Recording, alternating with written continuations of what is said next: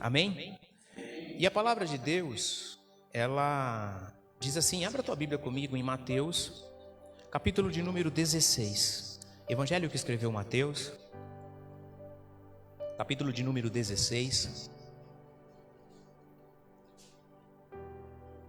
Nós vamos ler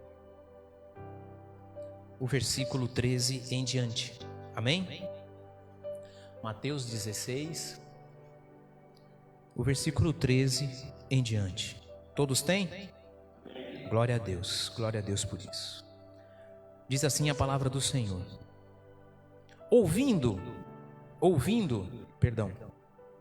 Mateus 16, 13. Amém?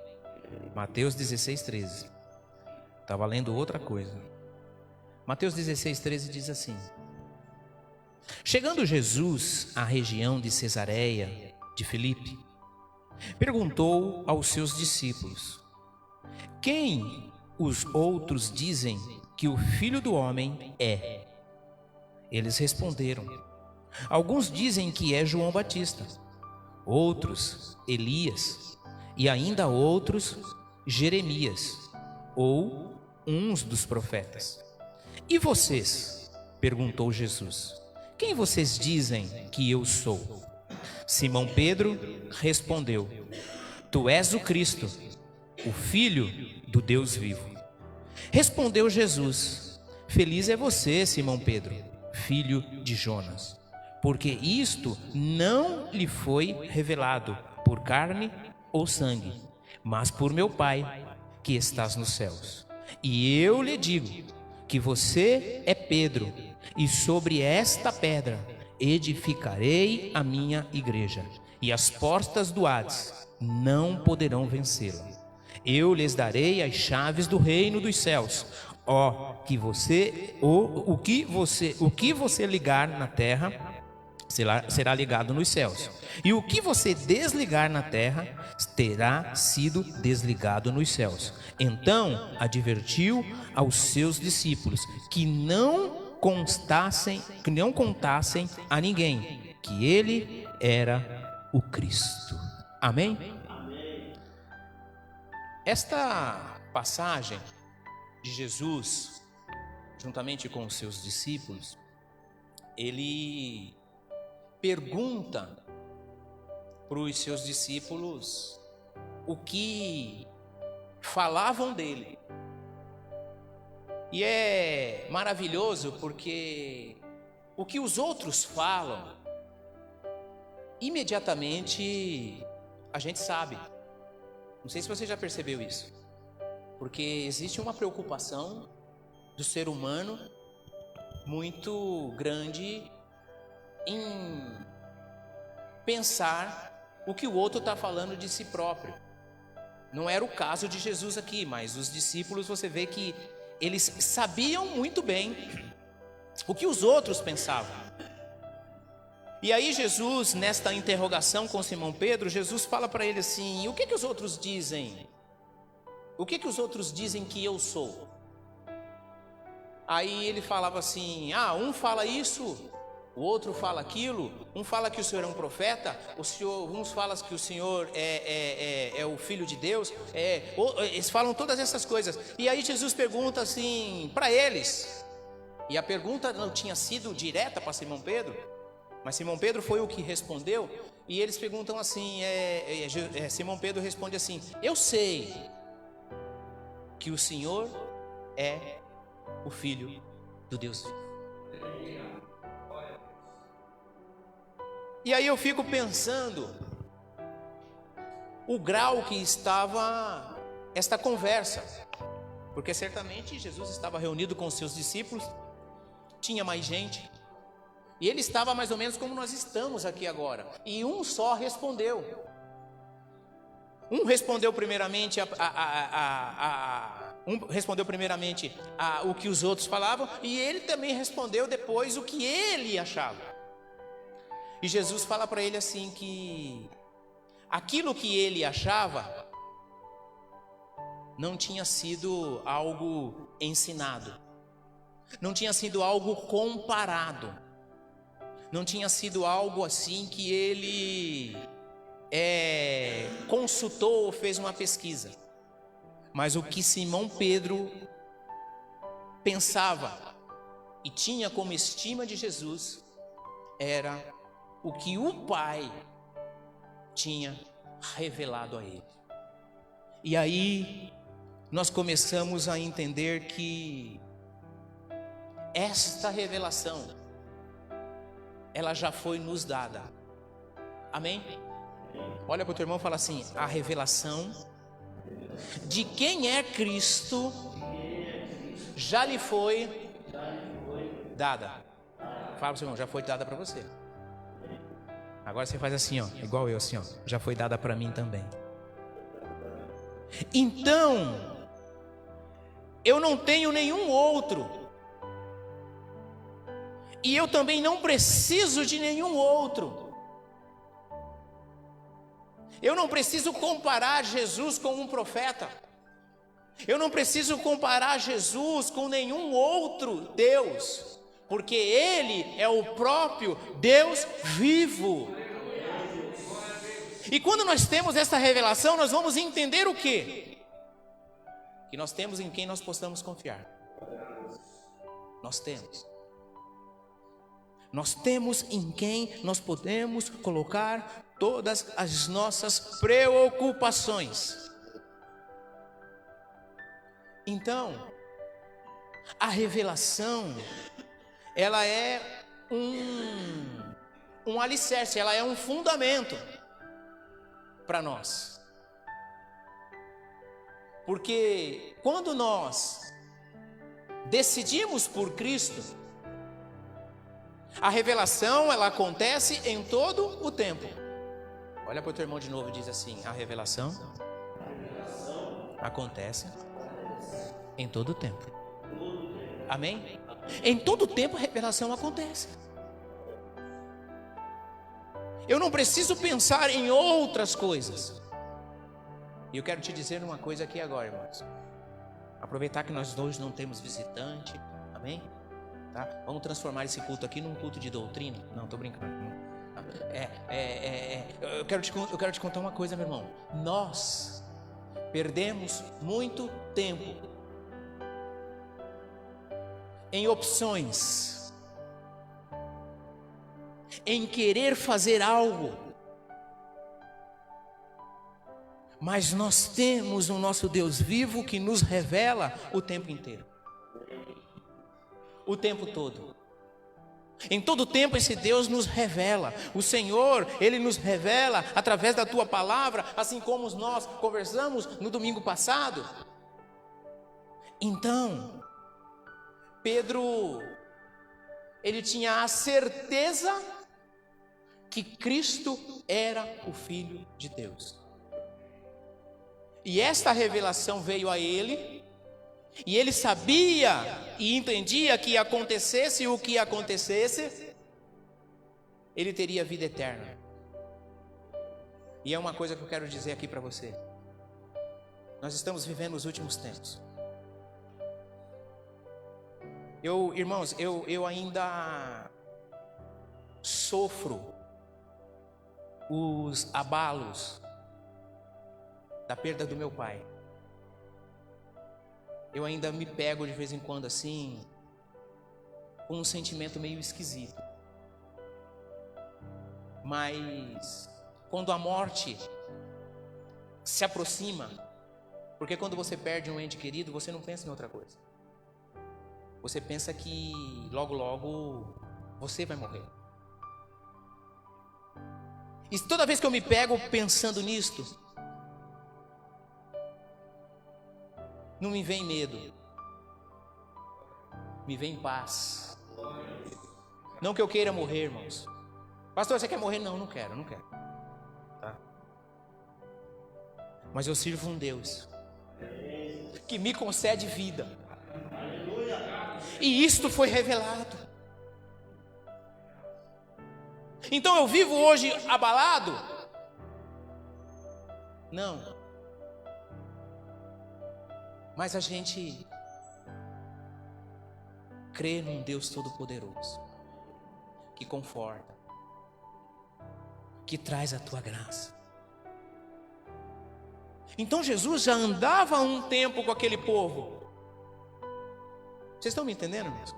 Jesus já andava um certo tempo daquele povo. E Jesus ele é até nos nossos dias de hoje, ele é o psicólogo dos psicólogos.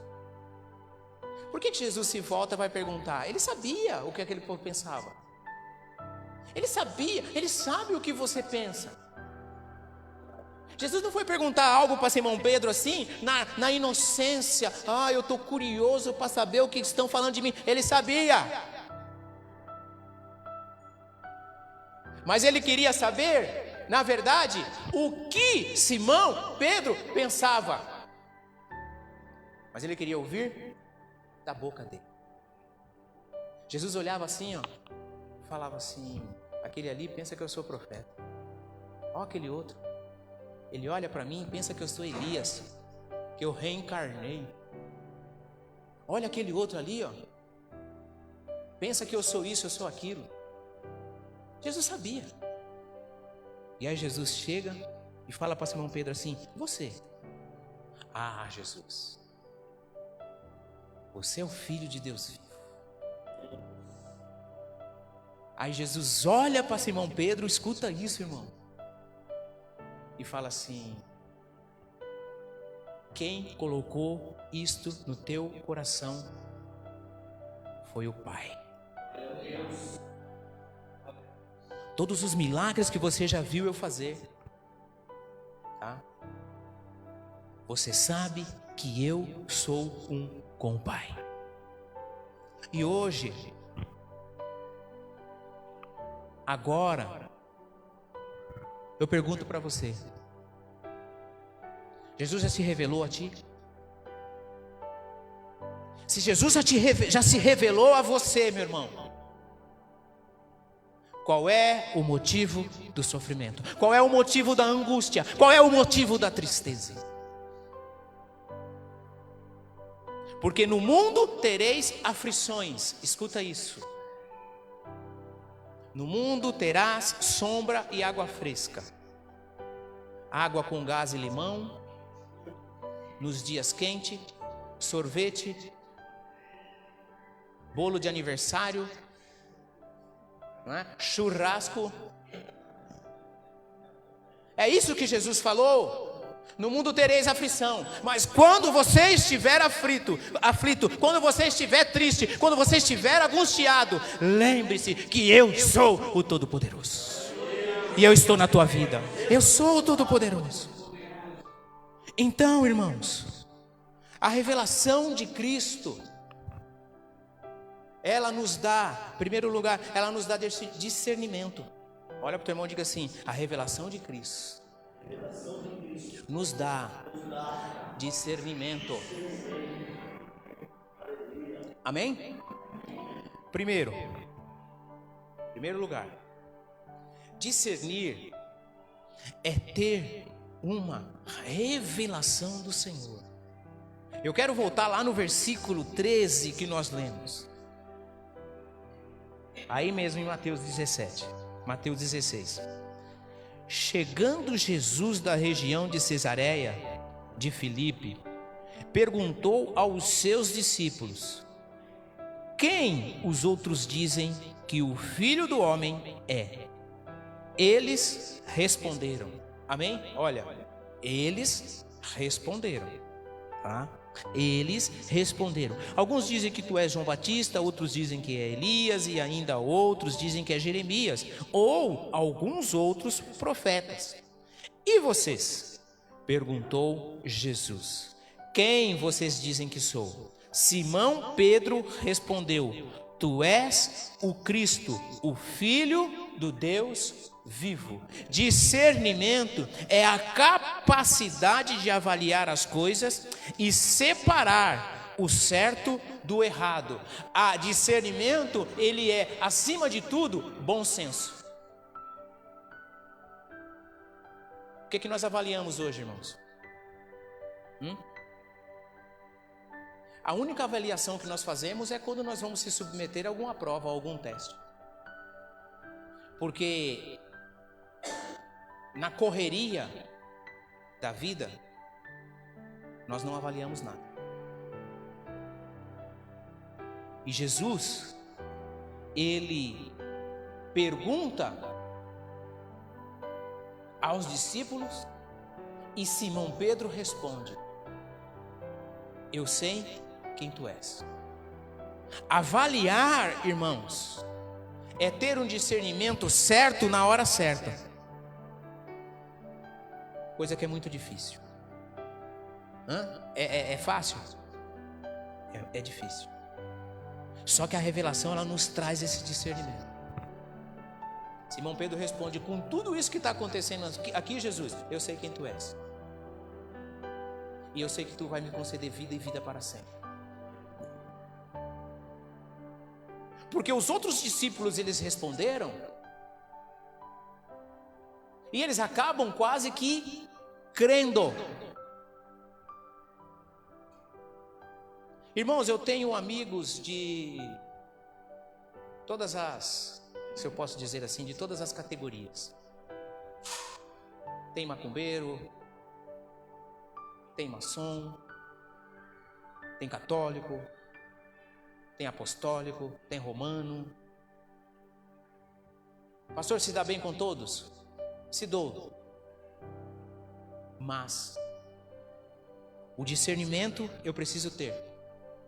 Que acima de tudo, não estou aqui fazendo apologia a outra religião, não, tá? Mas acima de tudo, o respeito pela pessoa. Porque assim como Deus me alcançou, Ele pode ser alcançado também. Não há uma linha de discussão. Não há uma balança para medir se eu estou certo ou se eu estou errado. Mas eu tenho a Cristo. E a palavra de Deus e o próprio Cristo, Ele sentou com todos.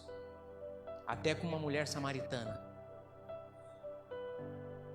Que Ele fala para ela: você respondeu certo, você não tem marido porque você já teve 5 e hoje não está com nenhum. Então, irmãos, nós precisamos ter discernimento.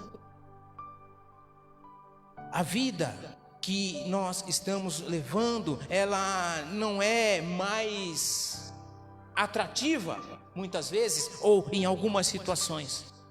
Mas quando nós recebemos a Cristo, isso tudo precisa acabar. Quando nós recebemos a Cristo, nós precisamos ter um outro modelo de vida. Você é crente, irmão? Olha para o teu irmão e fala assim: você é crente. Amém? Você é crente. Esse dia eu conversava com a minha esposa, um assunto que não dava. Aí ela me falou assim: crente somos nós. E era uma situação que a outra parte não era.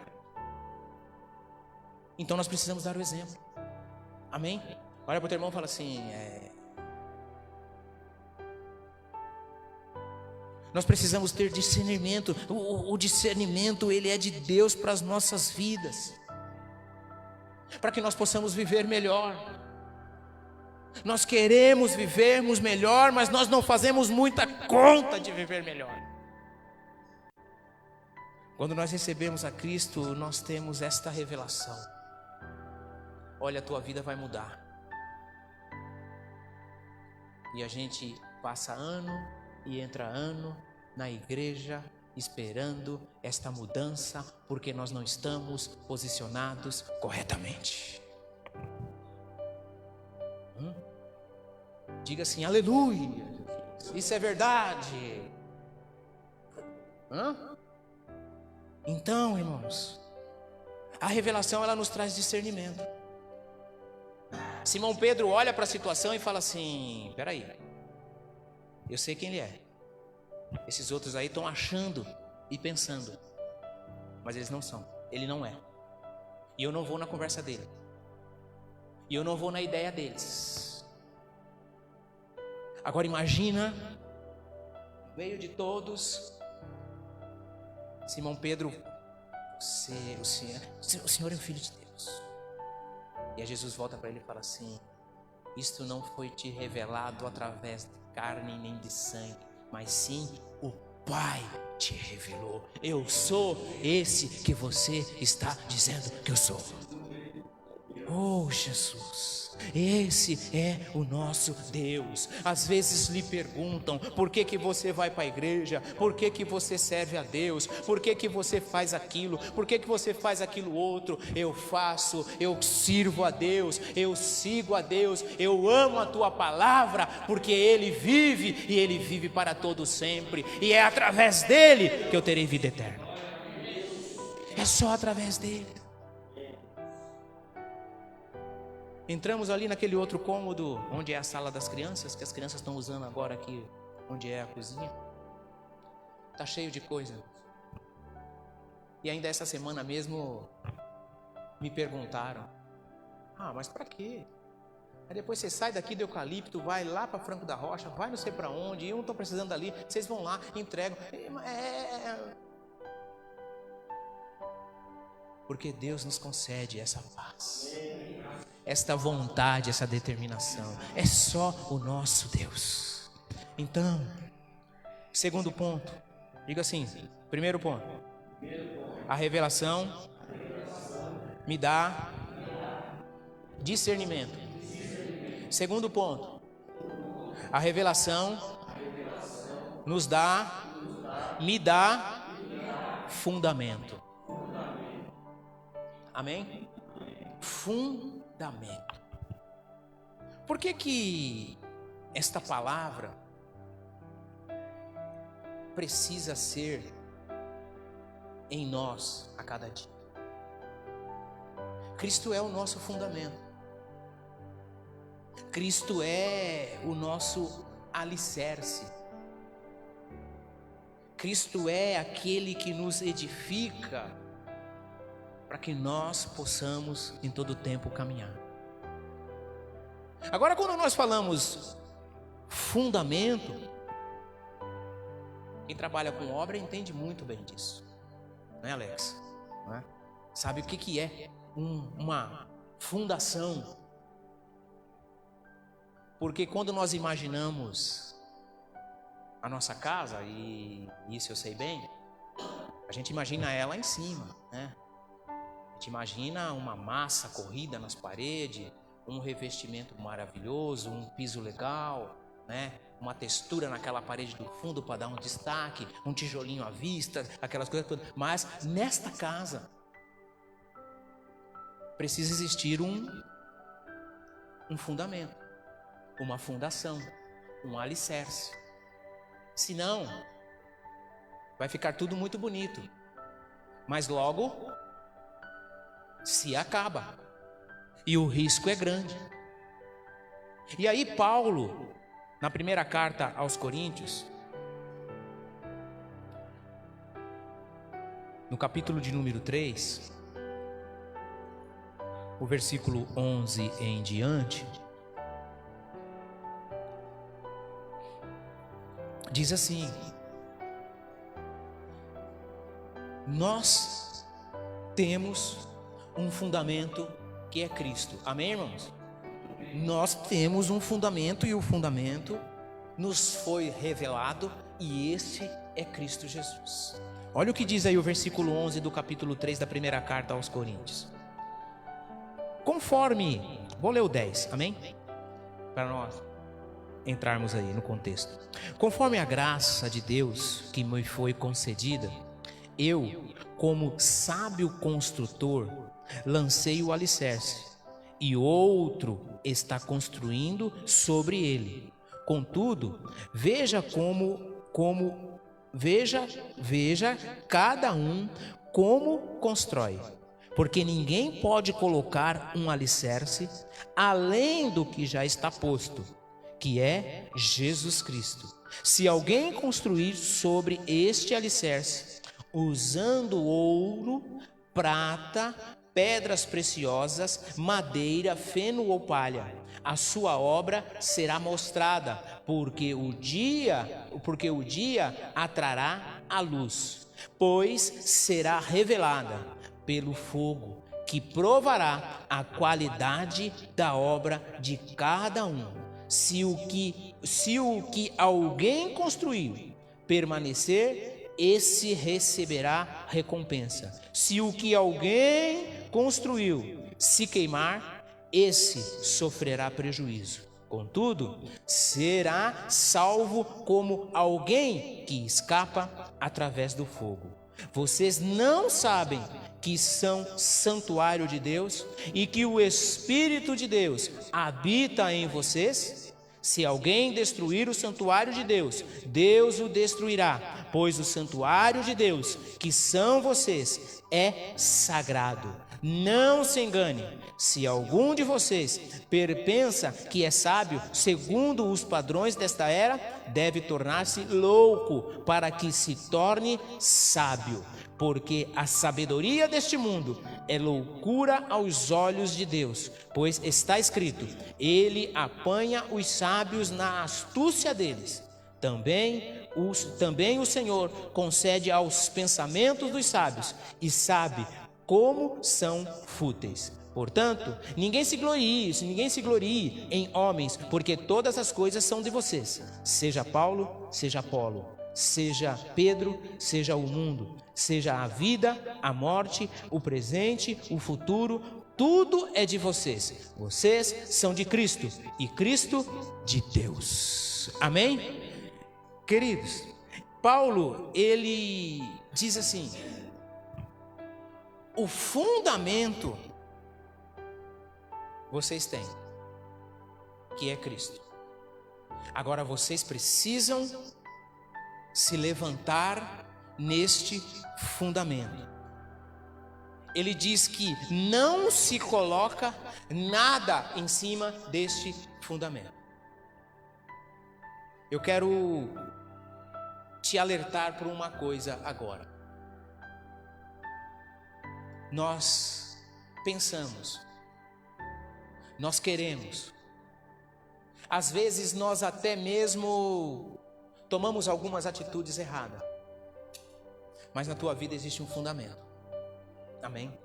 Olha para o teu irmão de novo, fala assim: existe um fundamento. Muitas vezes nós queremos, muitas vezes até tentamos, mas o nosso fundamento está em Cristo. Muitas vezes nós nos entristecemos, muitas vezes nós queremos voltarmos atrás, muitas vezes nós não queremos desistir de tudo, mas existe um fundamento. E aí o apóstolo, ele diz assim no versículo 11: porque ninguém pode colocar outro alicerce além do que já está posto. Ninguém pode colocar um outro alicerce além do que já está lá, está pronto. Você precisa construir aqui em cima. Ninguém faz um alicerce e constrói do lado. Você já percebeu isso? Fazemos um alicerce e construímos aonde ele está pronto, planejado. Nós não podemos colocar nada no lugar de Cristo. Nada pode vir no lugar de Cristo, nada. Nada pode vir no lugar do nosso Senhor. Quando não temos fundamento, logo nós começamos a rachar. Tá tudo bonito, mas não existe fundamento. Você sabe que uma das matérias ou do assunto que existe a princípio em seminário teológico é fundamento. Porque existe uma preocupação muito grande quando você chegar no fim desse curso, para que você não esteja rachado. Então no seminário eles batem 6 meses até 1 ano, falando sobre fundamento. Aonde você está construindo. E eu creio que na vida isto também é revelado a nós e de muita importância. Porque às vezes nós saímos fora do fundamento que é Cristo Jesus. E entenda que não demora, nós rachamos. O diabo, ele não quer que nós tenhamos em nenhum momento revelação, irmãos. O diabo não quer que você fique no fundamento, que é Cristo. O inimigo quer que você racha. Ele quer que você quebre. Ele quer que você se acabe. Quando nós estamos fundamentados, todas as coisas passam. Amém? Quando nós estamos fundamentados, todas as coisas passam.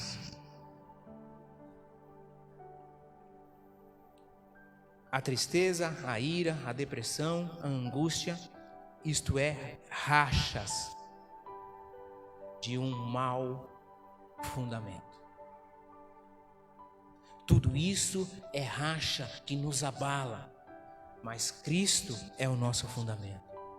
E aí, como lemos aqui, ele diz: todos têm ouvido,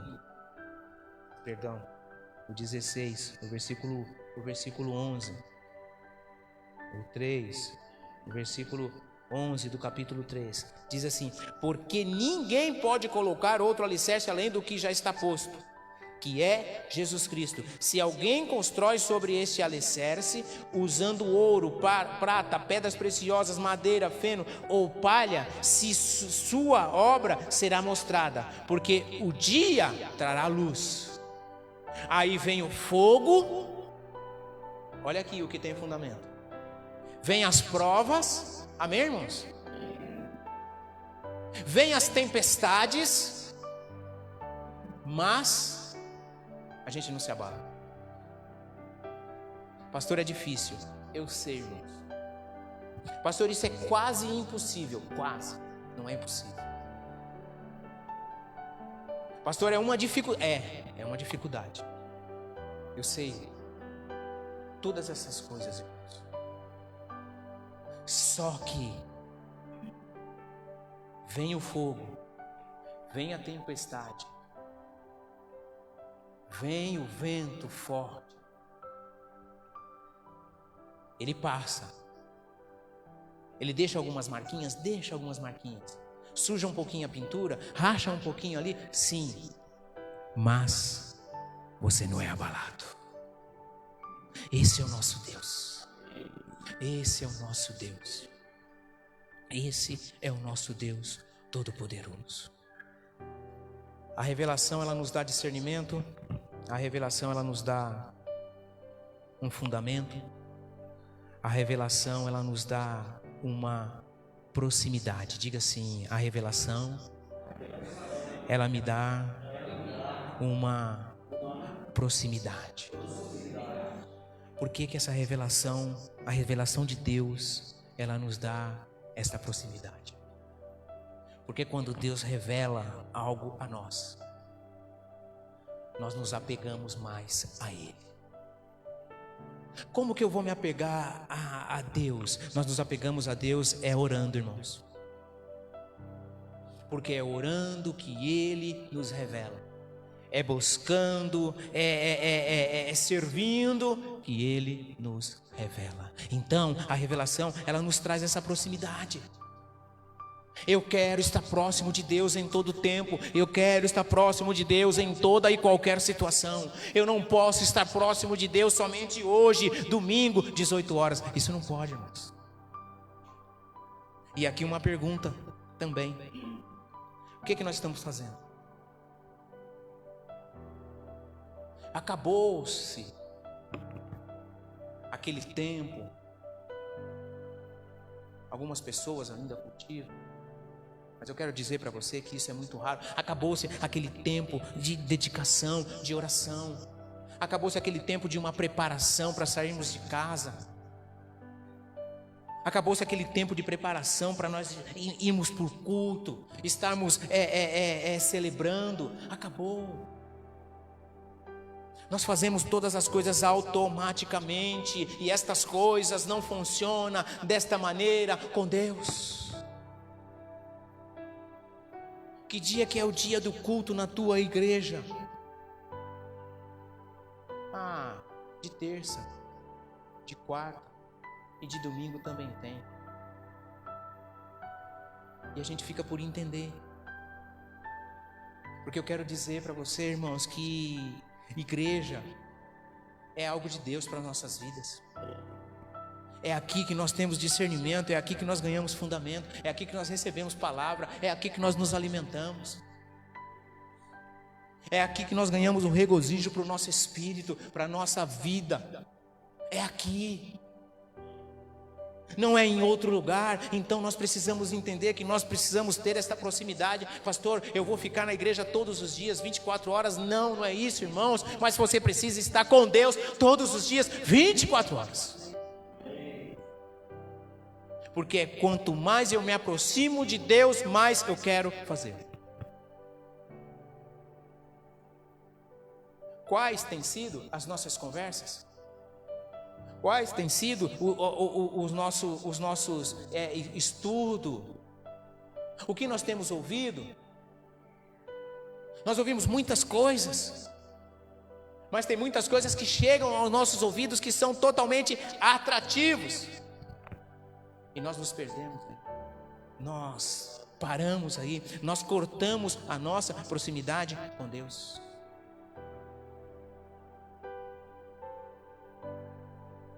Eu só pego a Bíblia para vir para a igreja. A Bíblia durante a semana eu não sei nem onde está. Porque não existe mais essa proximidade. Quando que eu li a Bíblia? Quando que eu li a Bíblia assim, sem nenhum cunho para pregação, ou para me preparar alguma aula ou algum trabalho? Quando que eu sento e vou ler a Bíblia, vou folhear, ler a Bíblia? Quando que eu paro, ou mesmo em movimento, eu estou clamando, eu estou orando em espírito? Isso não tem problema não, você pode orar em qualquer lugar, do jeito que você está. Eu ia orar, mas eu já deitei, eu estou sem camisa, e eu estou só de shorts de dormir, então, eu não vou orar mais não. E dorme. Hoje eu vou orar de joelho. Orar de joelho na beira da cama, irmão, é a coisa mais fácil que tem. E daqui a pouco você é tomado pelo Espírito Santo assim, ó, você acorda só no outro dia. Um pouquinho de dor no joelho e na coxa, mas... Então, nós precisamos desta proximidade. O que nós precisamos é voltar. Há um tempo atrás o Pedro falou assim para mim: pastor, eu preciso me trancar em algum lugar e ficar pelo menos uns 3 dias. Eu falei assim: eu precisava ficar mais, Pedro, mas vai você e fica uns 3 dias trancado. Porque a gente já não faz mais isso. A gente não jejua durante a semana, ou até mesmo do domingo, por questões físicas, e porque passa mal, e porque isso, e porque aquilo, e porque eu vou trabalhar, e de repente eu trabalho, eu vou discutir com algum cliente, aí eu já vou perder meu jejum. A gente tem muita desculpa para não fazer. Confusão e encrenca, meu irmão, é você que direciona, você entra se você quiser.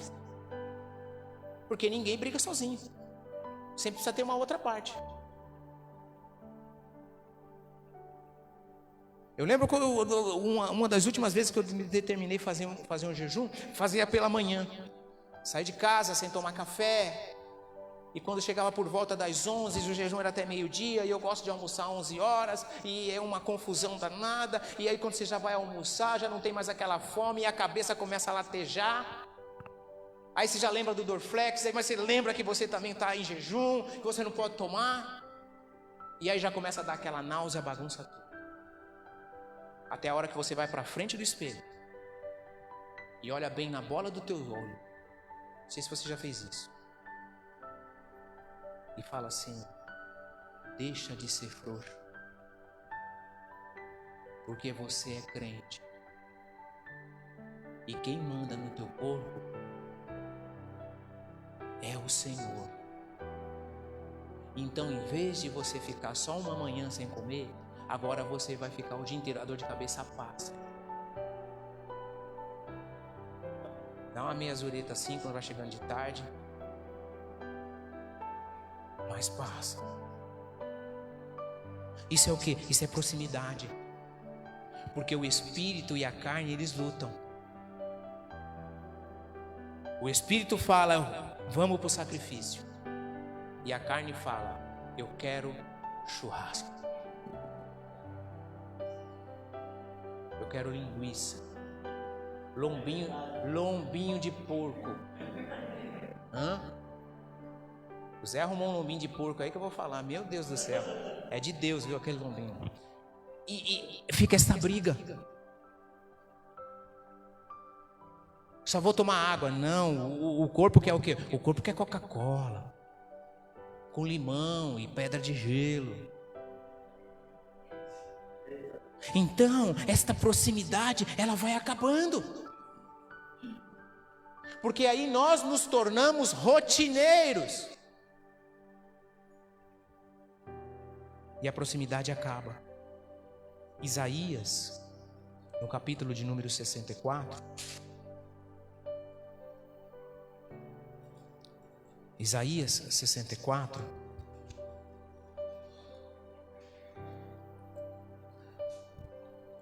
Isaías 64, versículo 8, ele diz assim: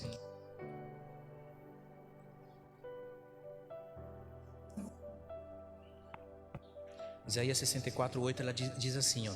Contudo, amém, irmãos? Amém. Isaías 64, o versículo 8. Contudo, Senhor, Tu és o nosso Pai, nós somos o barro, Tu és o oleiro, todos nós somos obra das Tuas mãos. Não te ires demais, ó Senhor, não te lembres constantemente das nossas maldades. Olha para nós, somos o teu povo, as tuas cidades sagradas transformaram-se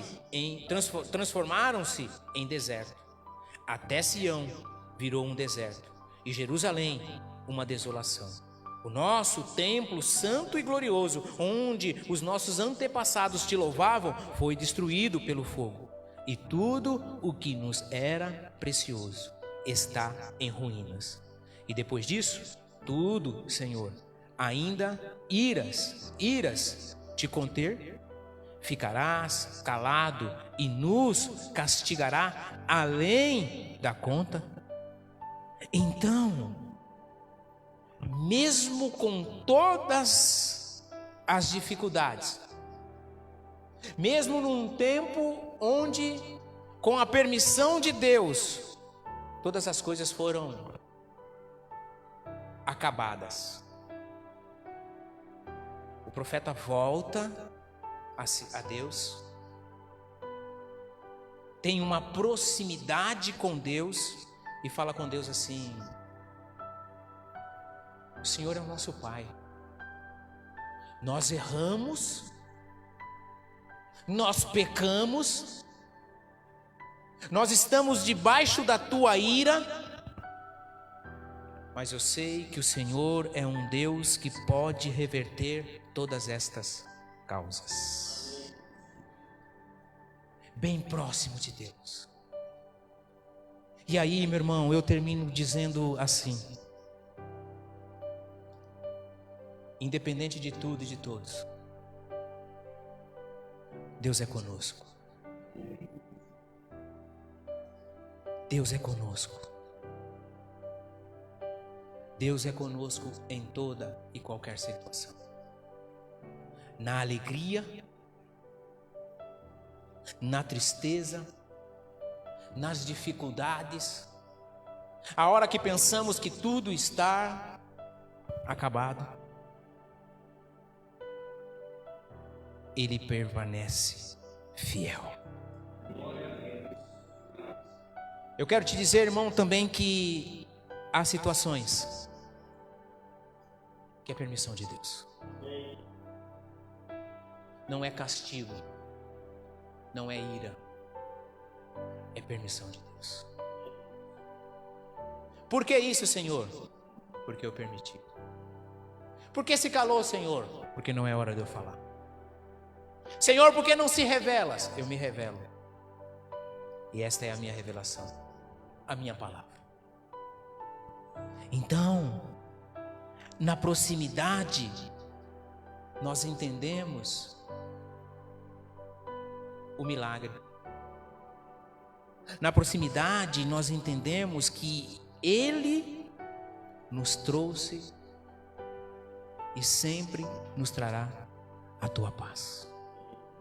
Esse é o nosso Deus. Feche os teus olhos. Coloque-se em pé no seu lugar, com a mão no teu coração, com a tua cabeça baixa.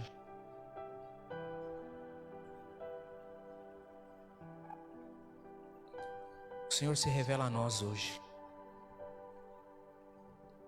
Se revela nos dando discernimento. Se revela dizendo que Ele é o nosso fundamento. E Ele se revela exigindo de nós uma proximidade. Esse é o nosso Deus. Esse é o Todo-Poderoso. Esse é o nosso Deus de graça. Esse é o nosso Deus de glória. Esse é o nosso Deus de amor. Esse é o nosso Deus santo. Esse é o nosso Deus de paz. Eu não sei qual que é o teu grau de discernimento. Não sei qual que é o teu grau de fundamento em Cristo. Também não sei qual que é o teu grau de proximidade. Mas esse é um Deus de milagre. O Deus que nós servimos é um Deus de milagre. Que você não desista. Mesmo nos tempos terríveis. Mesmo nos tempos de dificuldades. Que você possa continuar. E assim como a palavra nos mostrou lá em Mateus 16. Eu sei quem és tu. O Filho do Deus vivo. O Todo-Poderoso. O Deus de amor, Deus de graça, Deus de glória. Em nome de Jesus. Com os teus olhos fechados. A tua cabeça baixa. Santo, santo, santo, santo, santo, santo, santo, santo és tu, Senhor. Obrigado, Jesus. Obrigado, Deus. Obrigado, Espírito Santo. Maravilhoso és tu, Senhor. Santo é o teu nome, Pai. Oh, Senhor. Obrigado, Jesus. Obrigado, Espírito Santo de Deus. Meu passado me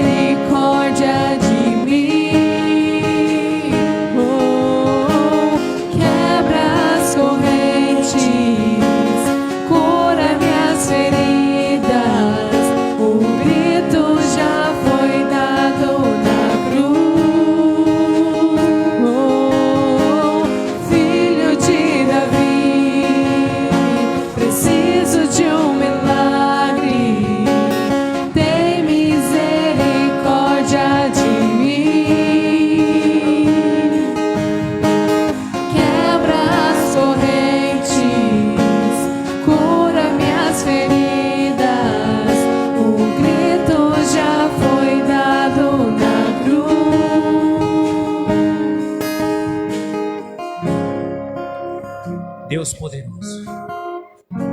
É no teu nome, Senhor, que clamamos a ti agora, Pai. Toma as nossas vidas. Vem com a tua paz, vem com a tua alegria. Vem com a tua libertação, papai. Que em todo tempo, papai, possamos ser revelados. Podemos receber de ti, papai, a tua revelação. Que em todo tempo seja o Senhor revelado nas nossas vidas, Pai. Que em todo tempo, papai, sejamos aqueles ao qual sabemos discernir, aqueles ao qual temos o firme fundamento que és tu, papai. E que em todo tempo, papai, possamos ter esta proximidade contigo. Manifesta o teu reino, manifesta a tua graça, manifesta a tua glória. Te bendizemos e te exaltamos, papai. Ô meu irmão, levante as tuas mãos aos céus. Pai, em nome de Jesus, encha, Deus, do teu Santo Espírito. Encha, Deus, da tua graça, do teu querer, da tua vontade, papai. Que o teu reino seja, ó Deus, em todo tempo manifesto, ó Deus, em cada vida, em cada família aqui, papai. Que as tuas bênçãos, Senhor, sejam, porque tu és o Todo-Poderoso. Que as tuas bênçãos, Senhor, sejam, porque tu és um Deus de graça. Que as tuas bênçãos, Senhor, sejam, porque tu és um Deus de amor. Santo é o teu nome, santo é o teu nome, Pai. Santo é o teu nome, papai. Oh, meu irmão, minha irmã, levante as tuas mãos aos céus e aplauda esse Deus maravilhoso, Deus de graça, Deus de glória, Deus de amor. Te bendigo, Senhor, te exalto, Pai, em nome de Jesus, em nome de Jesus.